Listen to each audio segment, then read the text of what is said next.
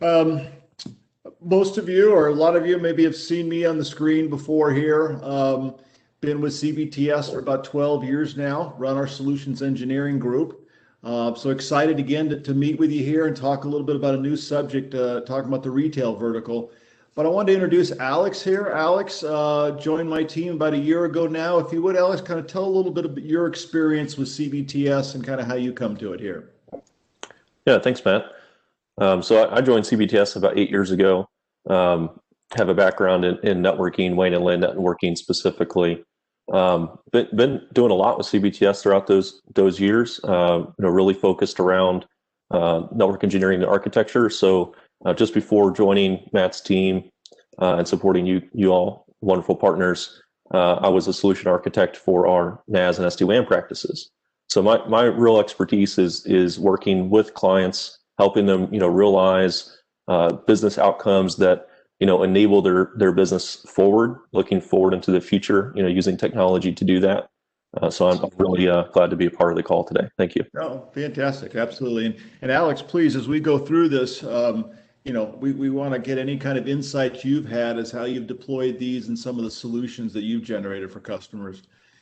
The title of this was kind of the value proposition, or what's the differentiator, how you go into retail, and what are some of the things there. And the first slide, I think, is really one of the key things that we've seen over the last couple of years. Really, that retail is starting to look at their technology stack in a different way. It used to be really in the retail environment that oftentimes it was kind of just an expense anchor. They spent as little money as possible, right? And so in that situation now where technology is changing, all the things that are driving technology are changing, we're starting to see that people are looking at this stack as an enabler. So Alex, could you kind of share with us, from your perspective, what some of those things or new ways that retail people are taking a look at their technology stack?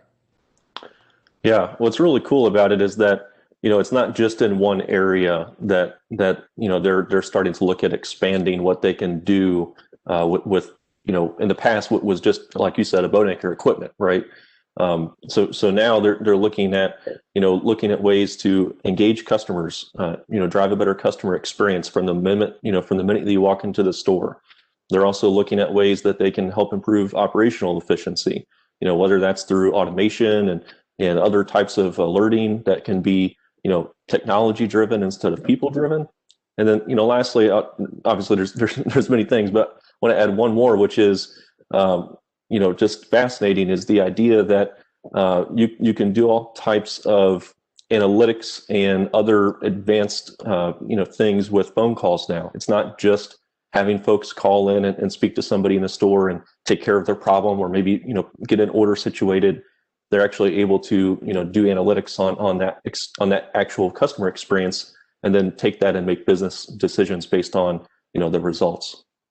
Yeah, it's because I've been selling and delivering technology for a long time, better part of a couple decades now, and oftentimes I was going in and kind of just selling the technology. Here's what a box could do, right? Here's what a piece of software could do. And our conversations more and more are really turning to what are the big business problems? What are the outcomes they're trying to look for? And so I think that's a great point, that as we even talk, and you and I love technology, so we tend to kind of get a little techie sometimes, but it really is coming back to what are we going to do there to be a partner to enable that business in whatever their business outcomes are looking for. So I think our conversations more and more with partners as we're meeting with customers are, what are your business challenges? Not necessarily even sometimes technology, but what are the business challenges and how can this new stack be an enabler? You mentioned voice, and I just adjusted this slide just a little while ago that, as we go in and sell UCaaS, or UCaaS is looked at in the retail environment, it's a lot more than making a phone ring.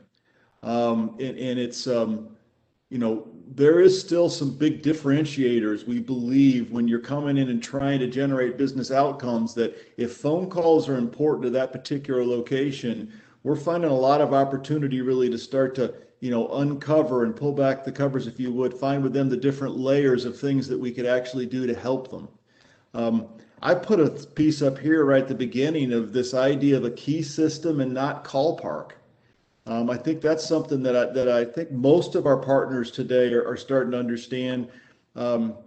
In the normal PBX world, a lot of the big name providers that you would think of out there, they still are only in a call park environment. If I get a phone call into a retail branch and I've got it on the phone up front, let's say, and I want to put somebody on hold so that I can walk over to another phone and pick it up, I've actually got to park it up in the cloud. I've got to park it to, an extension. We'll call it extension 101, and then try and tell my workmate or associate it's parked on extension 101 and what are the codes to pick that up.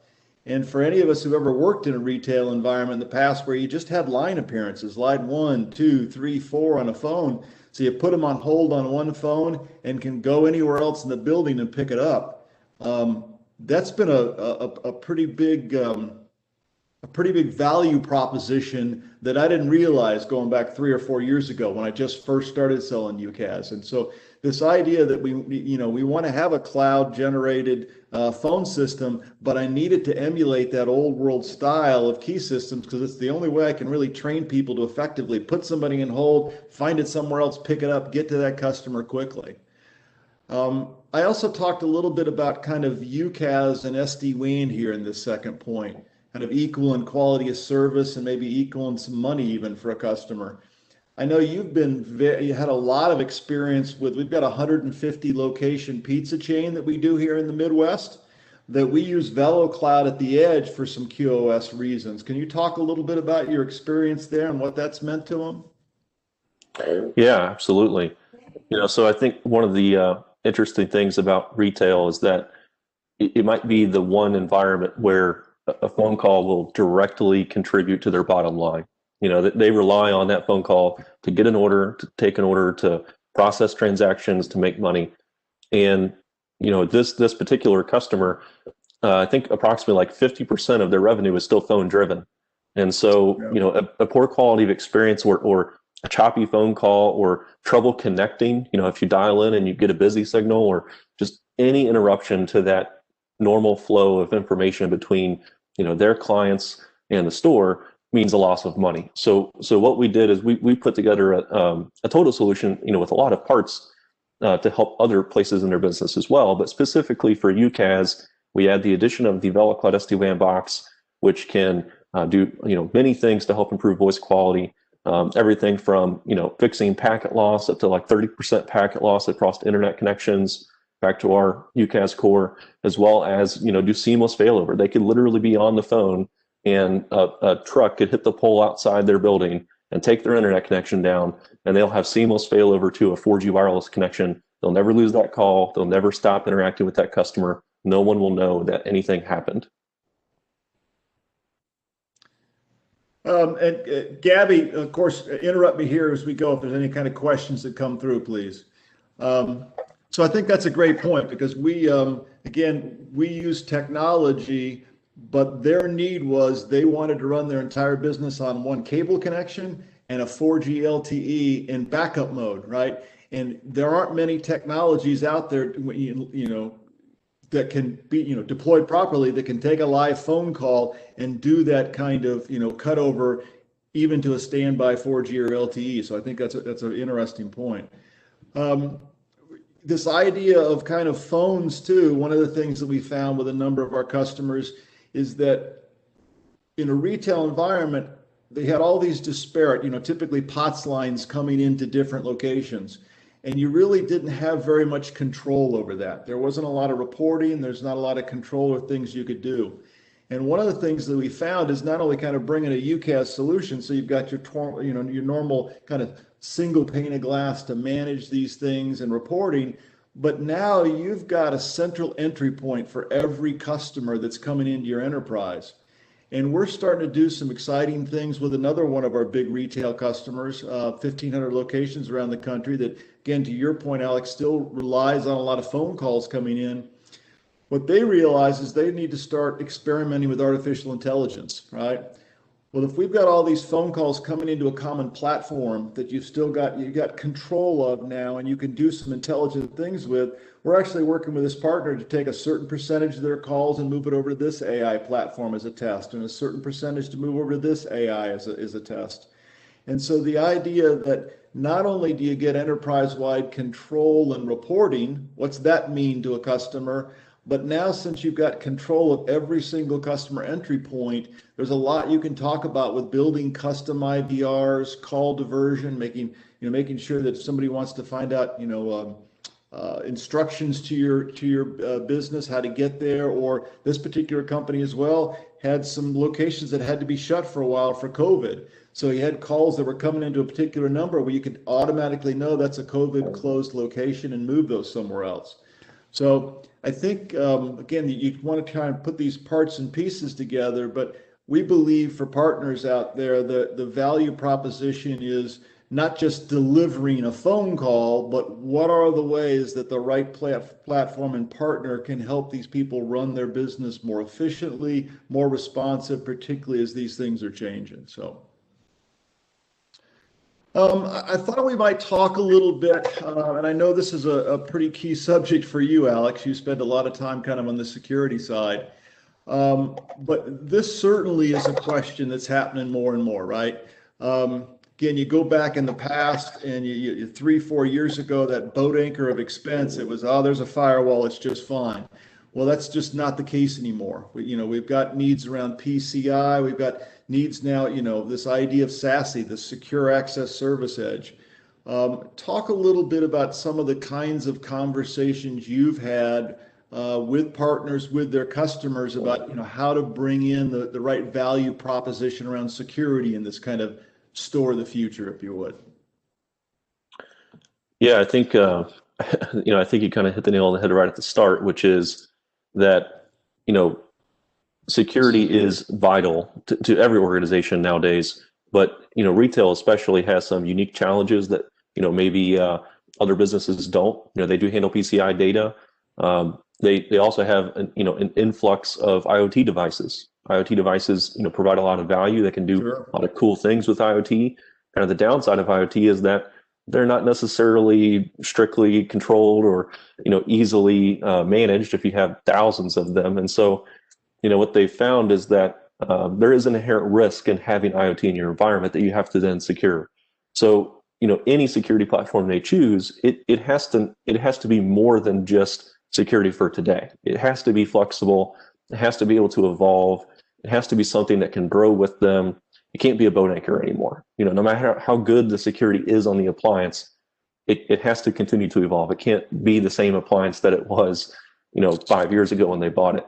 Yep. And so I think that's really where the interesting piece comes in, is that the idea of SASE is that you need a new WAN fabric. You need SD-WAN. SD-WAN is a powerful game changer with so many things, applications moving to the cloud, et cetera. But you can't lose any of the security when you move over to that. So really all SASE means is just bringing security back into the edge in an intelligent way, so that no matter where the traffic is going, whether it's going site to site or site to data center or site to cloud, that it is going to be secured and it's going to be easily controlled by the IT staff, so that you don't have to manage. If you have 1,500 retail locations, it's very difficult to manage that security policy and have it be the same across all the stores. And then if you have things that change in the environment, updates, breach, anything, it's difficult to manage, maintaining that security threat, that posture. You have to maintain the posture across all those devices. SASE and SD-WAN and cloud security, these are elements that enable organizations to not just provide a consistent user experience, but ensure that the security posture that they desire, the one that is outlaid by their IT organization, is actually implemented across the board throughout their organization. Well, there's probably some folks on this call that have heard us talk about how we've announced recently in the last 6 months our association with Checkpoint and kind of cloud security. And I think, you and I in particular, we've been on several calls recently where there was even kind of a multi-pronged approach to security, that maybe part of that organization would go to cloud security, but then we still need some appliances back at the data center for inbound traffic, for public facing web servers or other things they've got. Or then the guest Wi-Fi. Maybe we don't need to, maybe guest Wi-Fi we can dump out locally, et cetera. So that's one thing I'm proud of what we, and you brought a lot to our team here, what we at CBTS can really help the partners with out there, is that security also isn't just one solution for one box. There might be a variety of different pieces in here that will apply depending on the use cases, the particular customers, guests, data center, et cetera. And so I've been excited to work with partners in kind of this new fabric too, of the different security choices we've got to bring when we bring these solutions in. Wi-Fi is an area that certainly is changing a lot as well, and we're gonna talk about even some IoT and some cameras in here that are changing a lot. But again, when I kind of went back and thought of this 3 or 4 years ago, we were just coming in and making a guest SSID available. But now with more and more, kind of analytics, security, et cetera, I know you've spent a lot of time on the Wi-Fi. What are some of the things or trends that you're seeing that our partners out there can, kind of bring that value proposition to their customers as they're asking about their Wi-Fi challenges? Yeah, so I think this is a really interesting space, because there is still a need for robust connectivity and Wi-Fi access. Of course, that's always going to be important, and in fact, that need continues to grow. More and more devices are Wi-Fi enabled. All of your guests that come into your place of business are going to be wanting to join the network, whether it's because the cell signal is poor in the area, or because they want to have the faster user experience, as well as in some restaurant applications there might be a need to add vendor delivery services like Grubhub or Uber, things like that.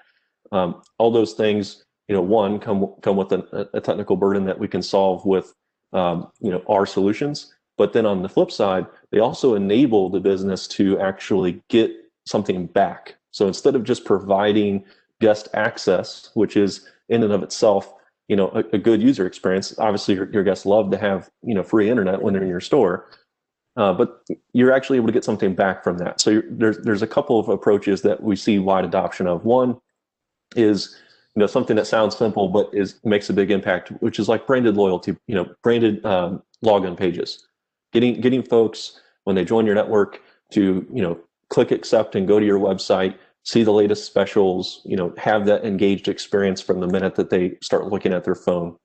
The other thing is to build on that and use the API integration that's available with these technologies. That's what I was going to bring up. Yep, exactly. Go ahead. And you can actually link into custom applications. There's even vendors out there that make really great applications that just integrate almost seamlessly with these technologies, and that way you're able to have really like a custom experience. We've got customers that you can take your online shopping experience with you into the store, so that when you have items in your cart that you want to try out, you're still there. You can see where they're at in the store. You can get directions. You can see what other sizes are available if you don't see it on the shelf. There's all kinds of things that you can do simply by merging that user experience and using the vehicle of guest wireless to get there. Well, this idea of this API access, I think about on the voice side, right? As we move to UCaaS, and now we've got an API to do screen pops for everybody wherever they're working from. Now you got the same thing here across somebody's entire enterprise. They can write an application that when a customer comes into any of their buildings, they know that customer came in, and via that API can be able to deliver marketing to them, things like that. So I think that's a great point. The marketing aspect as well of, as we go in and talk to retail businesses, we used to just be talking to IT people, and now I think as we go in, we're talking to other sections of the business of how can this technology stack enable things on the IoT side, enable things on the marketing side. So really, these conversations are really leaving the IT realm a lot as well and getting into other business segments. So yeah, and I think that's an interesting part to touch on, which is we started by talking about how we see the technology stack as an enabler. And what we mean by that is, that's the way that IT part of the organization can show real value back to the rest of the business, right? So giving them these tools and partnering with them and building something that, is not only special and valuable to them, but also makes them heroes back to the other parts of the business, that is critical.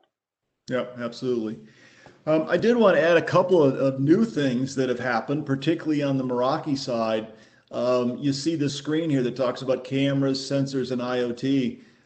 Cameras had been released a little while ago with Meraki, but just recently they've started to get into the world of sensors, and sensors to be able to detect, water in an environment, to be able to alert on temperature, on door closings and openings over here. And to be able, even literally when a door opens, then it can be linked to a camera that I can take a picture of that, right?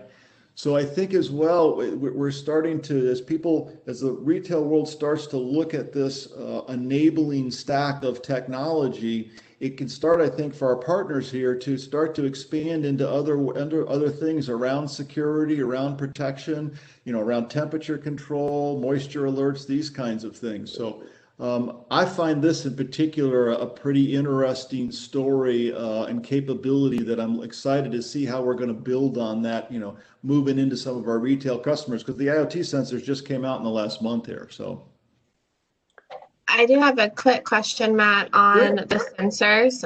So are you providing these IoT sensors as an end-to-end solution? We are. That's part of the beauty of this, really, is that anything that happens in this Meraki fabric, right? And CBTS's value is about how do we take these technology components and turn it into a program, turn it into a whole solution for a customer.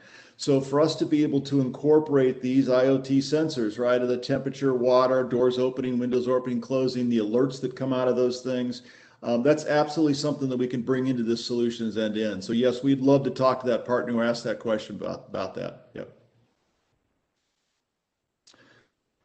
This is fascinating, and Alex, you and I kind of just saw this for the first time in the last week. Talk a little bit about what we're learning here with this. Yeah, this is really cool.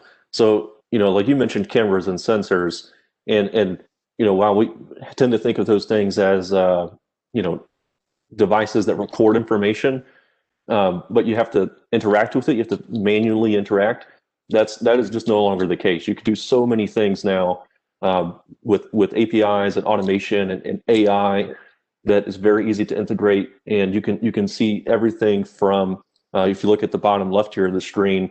Here's an application that was built based on if somebody was wearing a face mask or not. So, they were concerned that, there was a lack of adoption, with the company policy. And here, just using the security camera that's already in the store, they're able to, help drive operational efficiency, right? And then on the right side there, this is really fascinating. This is actually information that's pulled out of an application that was built here to show if a person has like what kind of mood they're in when they interact with an employee or when they first walk into the store. And then the business takes this information, they review it, and they decided to make some changes in a store policy. They're going to have a greeter now at the front of the store to greet people as they come in, and then they track and they see if that had a positive or negative improvement on customer experience. So this is all just from what we think of as just a security camera, but it can be so much more than that. And that's what's really fascinating. I think we're just starting to see the beginning of an explosion in these types of things that are now open to be done with these new platforms. What excites me for us in CBTS and for working the partners too is that this technology stack. Again, I used to kind of just think of it as the voice and Wi-Fi and a PoE switch, but it's really starting to expand in its capabilities on what we can deliver to that to that customer and how we can help drive those business outcomes, whether it's marketing, IoT, these kinds of things, et cetera. So yeah, to me, it's kind of a brave new world that's starting to happen here on the retail side. This is kind of another slide here, just really, I think, talking about, the fact that we see this now as really expanding the capabilities for retail customers out there, for partners to be able to solve a lot of new business problems and bring some new value. Again, it's not just about a Wi-Fi, access point or a camera, but really what are the bigger solutions that we can bring there. I did have a kind of a, well, this is a good one. We talked about, I think, just really the visual aspect of it. Alex, talk a little bit about, because I think customers are still amazed at the level of visibility and reporting that can come out of some of these platforms now. And I know you spend your days in the platform, but talk a little bit about just what's interesting to you about what the view you can see in these kinds of things. Yeah, so this is a cool representation of just that. So on the previous slide, we kind of give you the big picture. If you take this approach and you use technology as an enabler, here are just some of the things that you can solve, with what would otherwise be just networking equipment providing connectivity. This is a result of that. So, this is a custom-built dashboard for a particular organization. This is what they wanted to see. And, through APs and through sensors and through cameras, they're able to pull things out in their environment about, you can see kind of in the middle like a heat map. Where do people congregate in the business? If you look over on the right, you can see information about what type of folks entered and participated in the store, how old they were, what the busiest days were.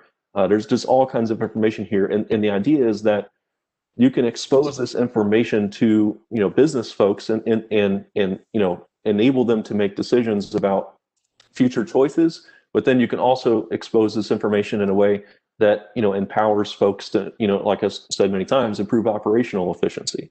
So this is all information that, you can build out of these API and AI and automation tools that you just wouldn't have had access to before. And this is stuff that comes from pieces of, equipment that you would have had anyway. You would have had APs anyway. You would have needed security cameras anyway. So this is driving real value out of something that would otherwise have been just a piece of technology. Yep, absolutely. We've kind of approached the end of our time here, and I wanted to leave this thought with everybody.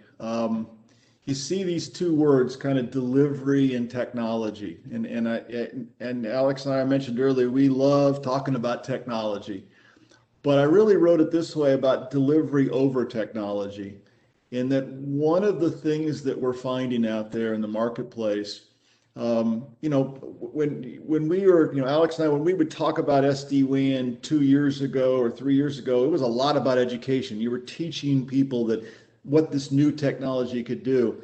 Now people are learning about the technology and they're kind of assuming, okay, I need to do SD-WAN.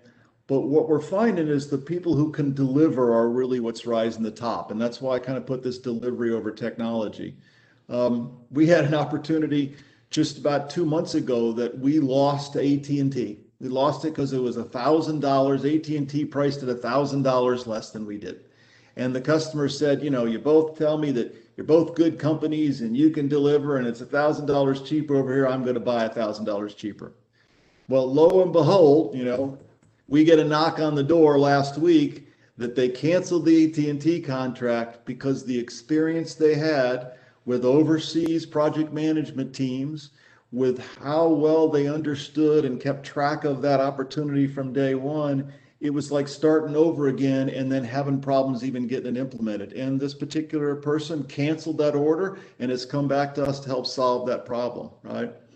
I was just on the phone earlier today with one of our big partners on the East Coast, and they talked about the similar thing, is that one of the reasons they chose CBTS, there was a number of other vendors that had very similar platforms, big names, and they said that, hey, they had some salespeople and sales engineers that could come in and just do a beautiful job. But when you got to the delivery of it, that's where they failed. And so I think one of the things too I want to pass on to the partners here is that we're committed to delivery, committed to that design, that engineering, the deployment, that day two, and we're starting to find out that can be a real differentiator in making you guys heroes out there in the field. So thank you very much today for sharing some things with you. I do want to bring up what's happening in the next session we have here. I'm very excited about introducing you guys to Tim Lonsway.